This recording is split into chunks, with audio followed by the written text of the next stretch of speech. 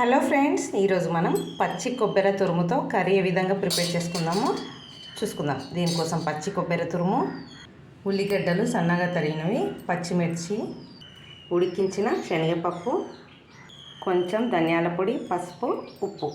మొదటగా ఉల్లిగడ్డ పచ్చిమిర్చిని నూనెలో ఫ్రై చేసుకుందాం. తగినంత నూనె, ఆవాలు, జీలకర్ర వేసుకోవాలి.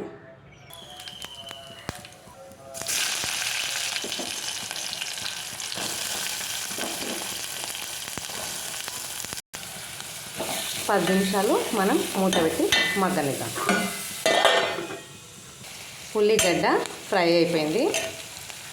ఉప్పు, పసుపు, ధనియాల పొడి వేసుకుందాం. శనగపప్పు కూడా వేసుకుందాం.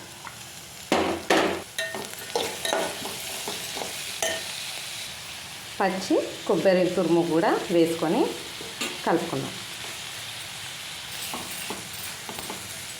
ఒక 10 నిమిషాలు మూత పెట్టి మగ్గనిద్దాం. వేడివేడిగా కొబ్బరి కూర కర్రీ రెడీ అయిపోయింది. ఇది జొన్న రొట్టెకు చాలా బాగుంటుంది. నచ్చితే మీరు కూడా ట్రై చేయండి, లైక్ చేయండి, షేర్ చేయండి.